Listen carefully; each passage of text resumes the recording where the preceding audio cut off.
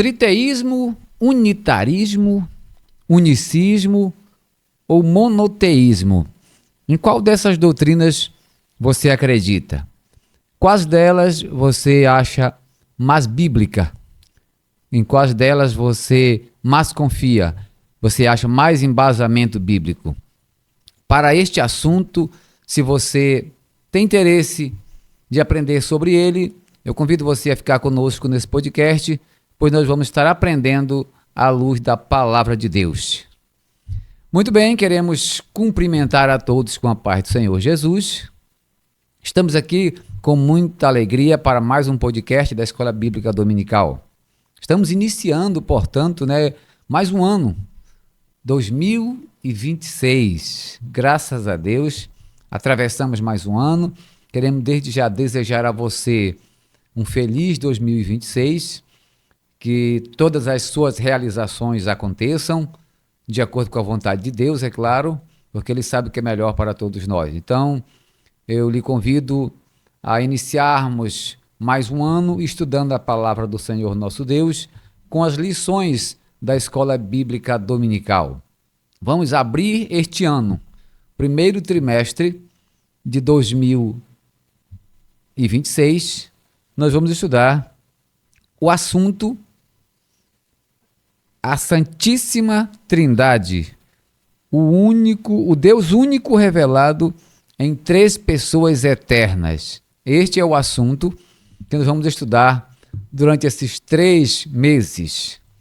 Eu entendo que, meus irmãos, professores, coordenadores de Escola Bíblica Dominical, alunos, estudantes da Palavra de Deus, eu entendo que este assunto é um dos assuntos mais complexos do cristianismo. Eu já quero lhe adiantar que é um dos assuntos mais difíceis do cristianismo. Então, requer de nós muita humildade, requer de nós muito apego às Escrituras e também muita dependência do Espírito Santo de Deus para que possamos tratar deste assunto. Queremos também já deixar claro a você que nós, nesses 3 meses, não temos a pretensão de esgotar este assunto, esclarecer ele por completo, porque isso é impossível, porque se trata do Deus Todo-Poderoso. Logo, Deus não se explica. Então, nós vamos, portanto, para mais um tema teológico. Este é mais um dos assuntos da teologia sistemática. Vamos estudar a teologia propriamente dita. A teologia é o estudo acerca das coisas de Deus.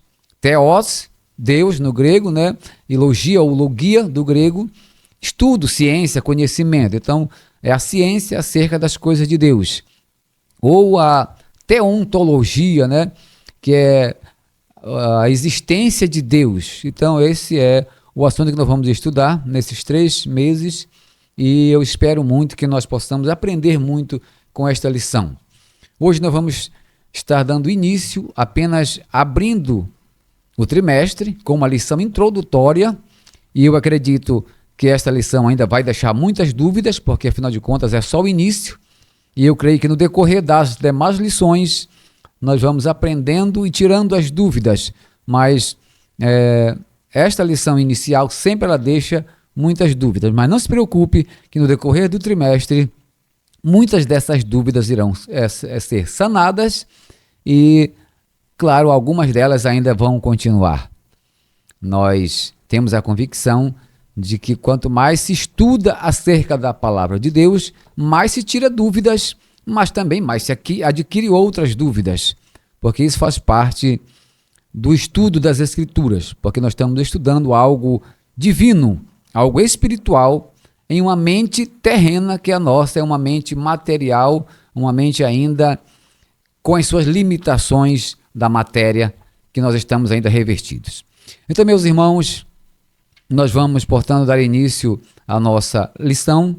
Como eu já disse no início, nós temos alguns ensinos acerca da existência de Deus. Este assunto da Trindade é um assunto que já gerou muita discussão, muitas discussões, podemos dizer assim, desde a patrística da igreja, dos pais da igreja, Houve muitas discussões, pessoas como Sabélio, né, Ário, acabaram trazendo algumas controvérsias sobre este assunto e, por esta razão, surgiram alguns concílios, foram necessários, né? Surgir alguns concílios, a igreja precisou reunir os seus líderes para tratar deste assunto. Então, observe que muita gente questiona a doutrina da Trindade pelo fato de essa expressão não se encontrar na Bíblia. Não temos na Bíblia a palavra Trindade. Sim, exatamente, não temos na Bíblia a palavra Trindade, assim como nós não temos também a palavra Bíblia. Não, a palavra Bíblia não está na Bíblia de forma interna. Nós temos apenas na capa escrita a palavra Bíblia, mas dentro dela não tem. Assim como nós não temos também outras palavras, como por exemplo, a onisciência de Deus. Onisciência, essa palavra não está na Bíblia. A onipresença não está na Bíblia. Mas nós acreditamos que elas são reais, são verdadeiras, porque faz parte dos atributos incomunicáveis de Deus. Então, o fato de a palavra Trindade não estar na Bíblia, isso não descarta o seu conteúdo. É um assunto que está na Bíblia de Gênesis a Apocalipse. Então, meus irmãos, como nós já dissemos, vamos fazer aqui essa introdução. Nós temos, portanto, como eu já disse, a doutrina do triteísmo, né, que é aquele ensino que acaba colocando três deuses, três pessoas, três deuses distintos. Deus Pai, Deus Filho, Deus Espírito Santo, logo três deuses. Triteísmo. Né? Nós temos o unicismo ou o modalismo, que diz que Deus ele é um só, que se apresenta de três formas. Ora, ele se apresenta como Pai, ora, ele se apresenta como Filho, e ora, ele se apresenta como Espírito Santo, mas é apenas um único Deus que se apresenta de três modos, ou de três formas. Por isso é o modalismo, ele se apresenta de três modos. Né? E existe, portanto, o unitarismo, que entende que Deus é apenas um, mas que ele é único, absoluto, que não há, por exemplo, que Jesus Cristo não é Deus e que o Espírito Santo não é Deus. Então é o unitarismo, Deus é o único a existir e que o Espírito Santo não é Deus e nem Jesus o Filho. Mas existe o monoteísmo, que é aquele que nós acreditamos e que vamos aprender nesta lição, nessa revista, à luz das Escrituras, que esta nós queremos ser a doutrina mais bíblica. Além de ter embasamento bíblico, temos também coerência bíblica, irmãos, porque não é necessário ou não é, digamos assim, suficiente ter apenas embasamento bíblico. Precisa ter coerência bíblica. Precisa ver se os textos são coerentes um com o outro, se eles se harmonizam, se há de fato uma forma de você aplicar uma hermenêutica com as suas regras e se encaixarem um texto no outro. Muita gente acaba pegando textos isolados, mas está na Bíblia, está com embasamento bíblico, mas não tem coerência, porque não se encaixam os textos, são textos isolados. Então a nossa lição de hoje, como nós já dissemos, é o mistério da Trindade. Observe que o tema da lição já vem tratando de mistério. A Trindade, meus irmãos, é um mistério. É um mistério que, na verdade, não se explica de uma forma completa, podemos dizer assim. A Trindade, ela não cabe na nossa mente, ela não cabe na nossa cabeça de uma forma completa. Por quê? Porque ela ultrapassa o nosso limite de capacidade de compreensão. Porque é um Deus que subsiste em três pessoas. Eu gostaria de ler aqui a nossa declaração de fé das Assembleias de Deus, nós temos.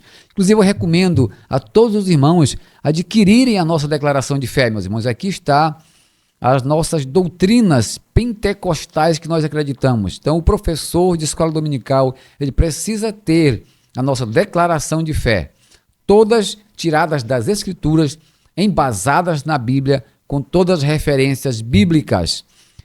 Então nossa declaração de fé no item 2 diz assim: cremos em um só Deus, eternamente subsistente em três pessoas distintas, que, embora distintas, são iguais em poder, glória e majestade.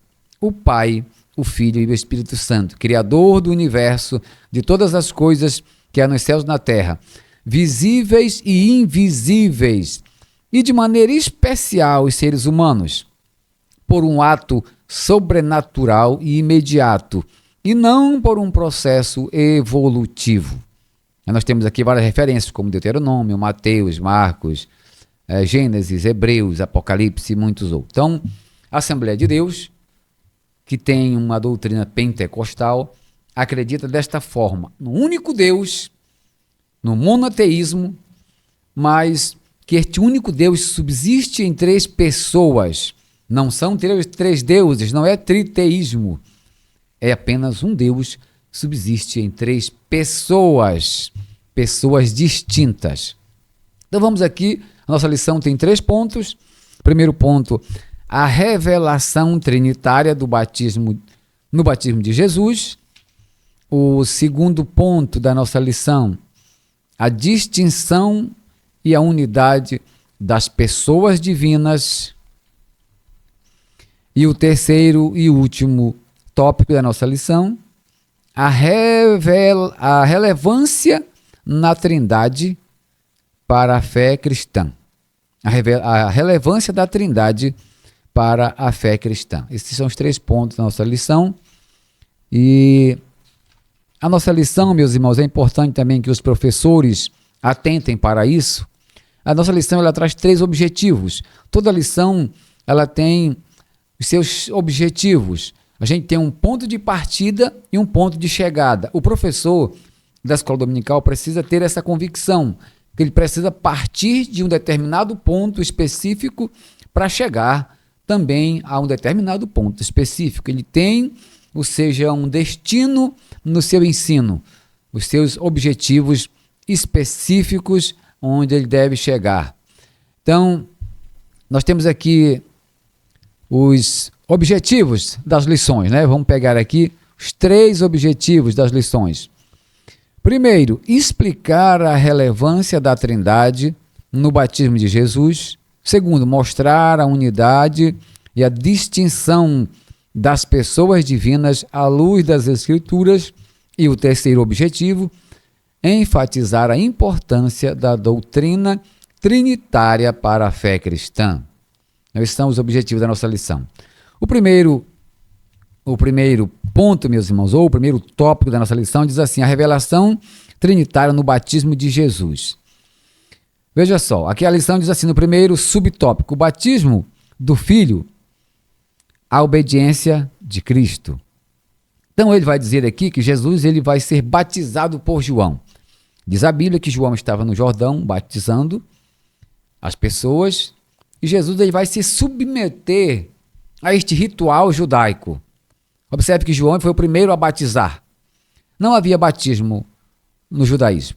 Havia um outro ritual, que era aquele ritual da lavagem, né? Havia um tanque em Israel, um tanque chamado Miquá, acho que uma coisa assim, né? Miquá, depois você pode pesquisar.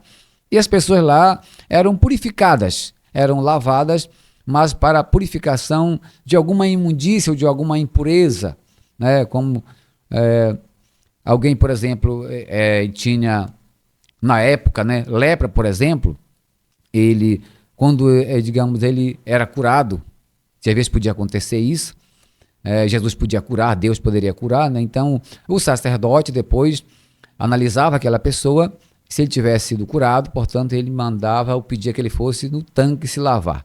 Então era uma forma de purificação.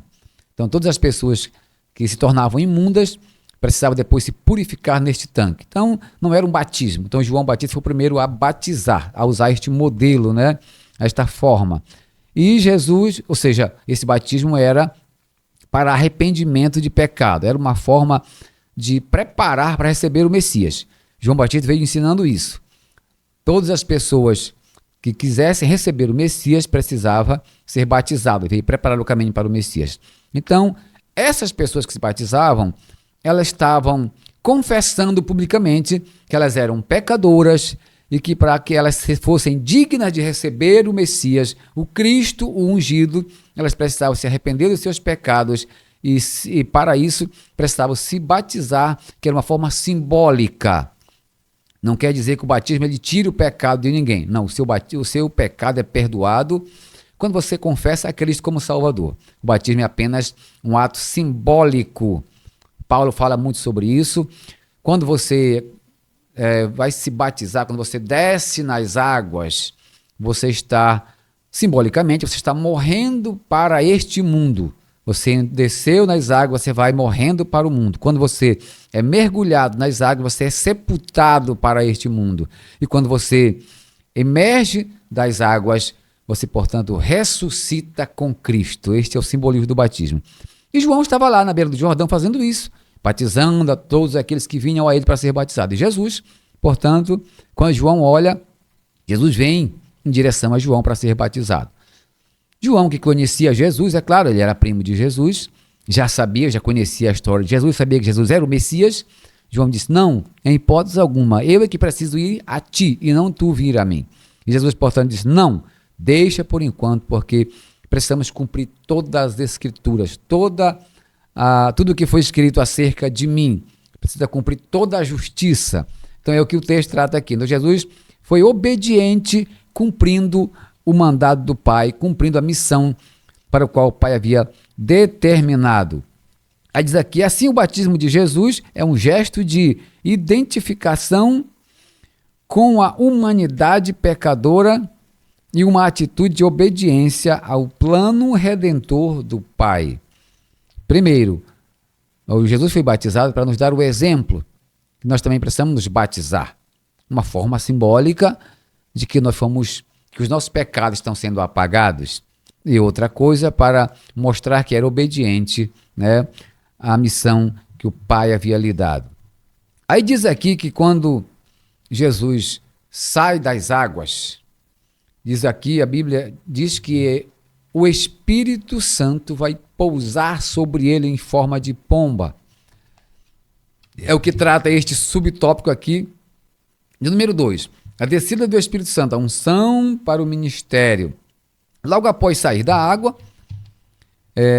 Jesus viu os céus abertos e o Espírito Santo descer em forma corpórea, como uma pomba. Essa manifestação visível indicava ser ele o Messias prometido, Cristo, literalmente ungido de Deus. Esta unção, porém, não deve ser confundida com uma adoção do Espírito, como se Jesus passasse a ser o Messias naquele instante. Então observe que o irmão colocou aqui, o pastor Douglas Batista, que é o comentarista desta lição, Douglas Roberto de Almeida Batista, pastor da Assembleia de Deus em Brasília, ele está dizendo que esse ato que aconteceu, o Espírito Santo vem ungir o Senhor Jesus para o ministério, para a obra que Deus havia designado. Afinal de contas, ele estava, além de ser Deus, estava em forma de homem. Então, todo homem, para fazer a obra de Deus, precisa ser revestido do Espírito Santo, precisa ter o Espírito Santo de Deus na vida. Então, o Espírito Santo veio para isso. O Espírito Santo não veio fazer dele um ungido a partir daquele momento. Não, ele já era ungido, já era o prometido de Deus, ele já era o Messias. Isso que está dizendo aqui. Não é que a partir daquele momento ele passa a ser o ungido, não. Ele já era o ungido do Senhor. Aqui era apenas para o ministério, né? É como diz aqui, para unção para o ministério que ele ia exercer durante aqui na terra, que por sinal ele exerceu muito bem um ministério de 3 anos e meio e que foi um grande ministério. Então Jesus estava sendo ungido para o ministério. Isso estava escrito lá em Isaías 61. Está dizendo lá, porque o Espírito do Senhor está sobre mim e me ungiu, né, para pregar, né, pregar aos cativos, libertar os oprimidos do diabo, né, e tal. Está lá em Isaías 61. Então o Espírito Santo ungiu Jesus para isso, para o ministério. E aí o irmão coloca aqui que esse episódio do batismo de Jesus é um episódio que acaba trazendo uma clareza sobre a doutrina da Trindade. Por quê? Porque no episódio do batismo de Jesus, quando ele sai das águas, que o Espírito Santo pousa sobre ele, acontece algo mais.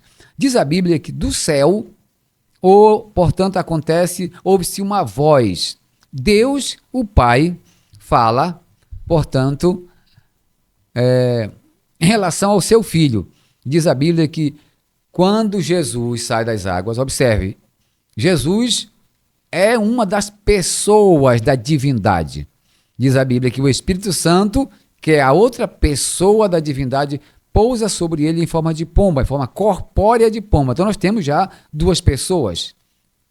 Nesse exato momento, a Bíblia diz que do céu ouve-se uma voz, dizendo assim: este é o meu filho amado em quem me comprazo. Logo, é a terceira pessoa. Nós temos, portanto, três pessoas aí. Eu quero também deixar aqui, meus irmãos, muito claro, que não há uma hierarquia. Quando a gente diz assim, Deus Pai, Deus Filho e Deus Espírito Santo. Então é como se Deus fosse o maior, Jesus fosse o médio e o Espírito Santo o menorzinho. Não, não existe essa hierarquia. Deus é um único, Deus é um só. Pai, Filho e Espírito Santo são pessoas da mesma divindade, com o mesmo poder, com a mesma substância, com a mesma forma. Então, Deus é apenas um.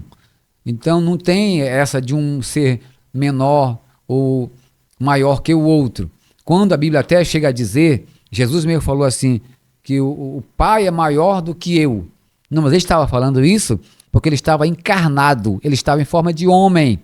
Por isso a Bíblia diz lá em Hebreus que ele se fez menor que os anjos. Mas por quê? Porque ele se encarnou por causa desta matéria, desta carne, ele se fez menor que os anjos. Porém, mais na frente, ele diz, a Bíblia diz lá também em Hebreus mesmo, que ele foi feito mais excelente que os anjos. Como assim? Quando ele deixou a sua forma corpórea, quando ele se ressuscitou, né? Que ele mais uma vez encheu-se da sua glória que ele tinha no céu e retorna aos céus. Portanto, a partir desse momento ele volta a ser de novo mais excelente que os anjos. Tá? Então, essa que é a diferença. Mas Deus é um único e todos iguais, igual Pai, Filho e Espírito Santo. Vamos ver isso depois nas outras lições, essa igualdade entre as três pessoas desta unidade. Que fique bem claro, é uma unidade. É um único Deus, uma única divindade, com três pessoas distintas. Então veja só, Jesus acabou de ser batizado, estava encarnado entre os homens. O Espírito Santo pousa sobre ele, duas pessoas, e o Pai do céu faz uma declaração forte: este é o meu filho amado em quem me comprazo. Então, três pessoas aparecem aí de forma distintas e ao mesmo tempo de forma simultânea. Vamos ver isso mais na frente um pouquinho. O segundo ponto da nossa lição diz assim, olha, a distinção e a unidade das pessoas divinas. Vamos lá. Unidade e distinção pessoal. A doutrina da Trindade afirma que Deus é uma só essência, mas subsiste em três pessoas distintas. A obra da redenção, por exemplo, é trinitária. Então a Bíblia, irmãos, nos ensina que Deus é único. Isso está lá naquela declaração de fé dos judeus, né? Que diz que porque o Deus é o único Senhor, é o único Deus, né? Essa é uma confissão de fé judaica. E também o próprio apóstolo Paulo também fala sobre isso, há um único Deus. E, portanto, diz aqui, olha, apesar de Deus ser único, ele subsiste em três pessoas e a obra da redenção, ela foi executada nessas três pessoas da divindade. É o que diz aqui, olha. O Pai planeja e elege. O Filho executa a obra expiatória. E o Espírito Santo aplica os benefícios da salvação. O Espírito Santo é que aplica em nós esta salvação. A Bíblia diz que ele que convence o homem do pecado, da justiça e do juízo. Este projeto da salvação foi projetado, planejado e foi feito uma eleição pelo Pai, a Bíblia diz. E o Filho é o executor do projeto. Veio, se encarnou entre nós, como diz a Bíblia, São João, o Verbo se fez carne e habitou entre nós, e depois que ele executou todo o projeto, a Bíblia diz que ele subiu aos céus e deixou o Espírito Santo para fazer a aplicação deste projeto salvífico nas nossas vidas. Então, as 3 pessoas aparecem aqui no projeto salvífico como cada um exercendo uma função específica. A pluralidade na unidade do Antigo Testamento. Vamos ver isso aqui. No Antigo Testamento. Veja, irmãos, no Antigo Testamento a Trindade ela não estava tão clara assim. Ela aparece no Antigo Testamento, sim, mas ela aparece ainda de uma forma um pouco meio que embaçada. Precisamos prestar atenção aos detalhes, porque as Escrituras, a revelação de Deus, ela é progressiva. Ela vai acontecendo aos poucos. Deus veio aos poucos se revelando aos homens, até esclarecer isso muito bem no Novo Testamento. Então o irmão colocou aqui, pastor Douglas Batista, por exemplo, no início, Gênesis, diz a Bíblia que, Gênesis 1:1, né? No princípio criou Deus os céus e a terra, né? Vamos analisar aqui este versículo. No princípio criou Deus céus e a terra. A palavra Deus aqui, que aparece em Gênesis 1:1, é a palavra Elohim. E Elohim é o plural de Elohá, ou Eloá, como alguns pronunciam, né? Veja, essa palavra Eloá, meus irmãos, o Elohá, é Deus. É a palavra Deus. E Elohim é plural de Elohá. Então, a palavra que foi usada lá não foi Elohá, ou Eloá, foi Elohim. Isso já está inserido nesta palavra as 3 pessoas da divindade, as 3 pessoas da Santíssima Trindade. Então, no princípio criou Deus, Pai, Filho e Espírito Santo, foram responsáveis pela criação. Você observa isso que Deus, no início, né, ele vai criar, e diz a Bíblia que o Espírito Santo estava se movendo sobre a face das águas, e Jesus, que é aqui o agente, aqui é o verbo, é a palavra, que a Bíblia diz que tudo foi feito por ele, e nada do que foi feito sem ele. Então, as 3 pessoas da Trindade. Então, Elohim aqui está inserido as 3 pessoas. Porém, observe que o irmão coloca aqui, o pastor Douglas, que o verbo criar, bará, né, que ele colocou aqui, no hebraico é bará, esse verbo, ele está no singular, não está no plural.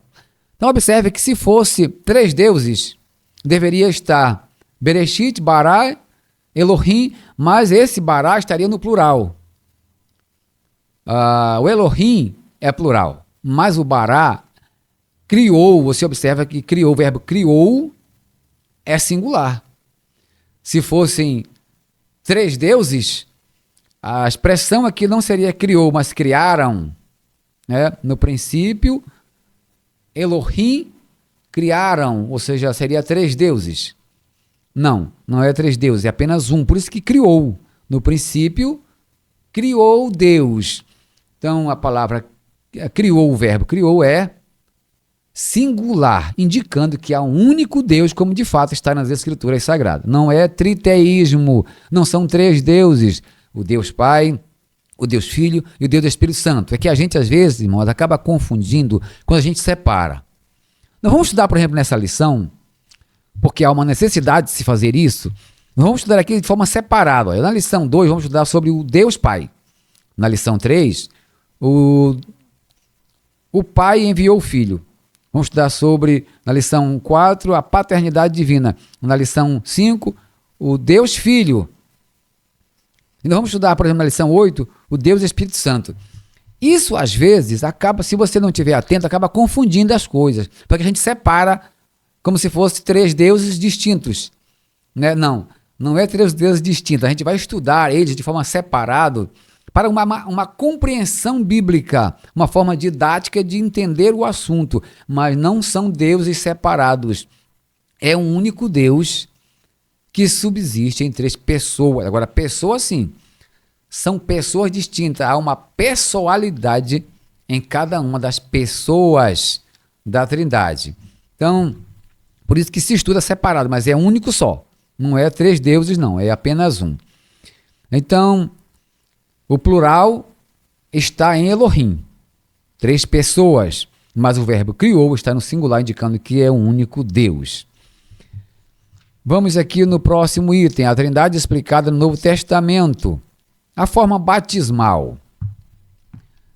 Veja só, Jesus ensinou ide por todas as nações, batizando-as em nome do Pai, do Filho e do Espírito Santo. Observe que a palavra aqui, nome, está também no singular.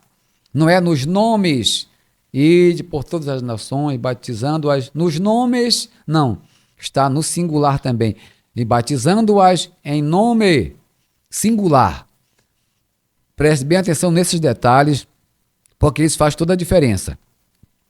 Batizando-as em nome, ou seja, único Deus. Aí aparecem as três pessoas agora. Pessoas, pessoalidade. Pai, em nome, um único nome. Do Pai, e do Filho, e do Espírito Santo. Então, fica muito claro aqui, bem mais do que no Antigo Testamento, a divindade, como é que funciona. Um único Deus, por isso no nome, a expressão está dizendo aqui no nome. Aí vem as três pessoas desta divindade, do Pai, do Filho e do Espírito Santo. O mesmo acontece com a bênção apostólica. 2 Coríntios 13:13. Lá também acontece a mesma coisa. Paulo fazendo a bênção apostólica, né? Também em nome das três pessoas da divindade. Ele coloca lá a bênção apostólica, né? Que é a graça do nosso Senhor Jesus Cristo. Olha, observe que a sequência aí não é aquela sequência que nós utilizamos, né? Porque essa sequência, irmãos, ela não é hierárquica, ela não é obrigatória, não é necessário, não é obrigatório colocar primeiro Deus na cabeça da lista, não é obrigatório. Inclusive, Paulo não faz isso. Paulo colocou, olha, primeiro o Filho, né? Jesus Cristo, que é a graça do nosso Senhor Jesus Cristo, o amor de Deus nosso Pai, e a comunhão e a consolação do Espírito Santo. Observe que o Filho vem primeiro, por quê? Porque é aquele que executa o projeto, é aquele que está entre nós fazendo a mudança, fazendo a transformação. Então, as três pessoas também da Trindade aparecem aqui, porém é um único Deus, com as três pessoas bem distintas, para que possamos compreender o assunto. Então, forma batismal e também a bênção apostólica deixa muito claro a Trindade divina, com três pessoas em um único Deus. Diz aqui, olha, ainda as Escrituras afirmam que fomos eleitos segundo a presciência de Deus Pai, em manifestação do Espírito para obediência e aspersão do sangue de Jesus Cristo. Observe 1 Pedro 1 e 2. Aparece que de novo as três pessoas desta divindade. Olha, fomos eleitos segundo a presciência de Deus Pai. Aparece que Deus Pai. Em santificação do Espírito Santo. Para quê? Para a obediência e aspersão do sangue de Jesus Cristo. As três pessoas de novo aparecem aqui na divindade.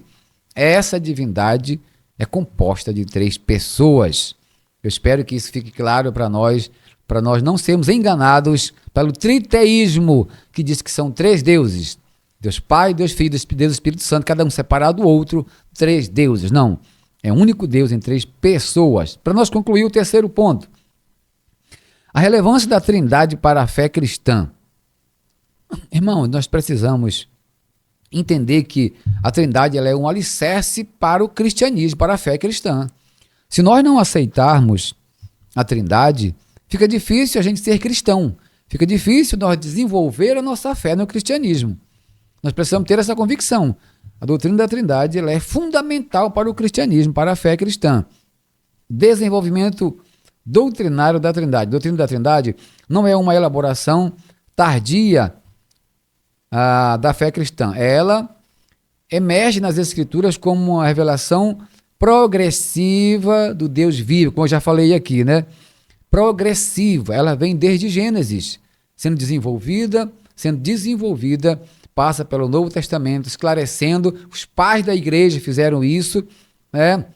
Toda a patrística da igreja, como Tertuliano e outros que defenderam e organizaram isso. Aí o irmão colocou aqui, por exemplo, no concílio de Nicéia, em 325, foi feito aqui este concílio, e mais tarde foi aqui concluído este trabalho no concílio de Constantinopla. Por isso o concílio constantinopolitano, né, porque foi um trabalho que começou no concílio de Nicéia e foi aqui organizada essa doutrina. Observe bem, irmãos, como estava em jogo essa doutrina, estava sendo combatida por Ário e Sabério e outros. Então, houve uma necessidade dos pais da igreja reunirem-se para debater este assunto e organizar esta doutrina de forma sistemática. Então, foi organizado isso no concílio de Nicéia.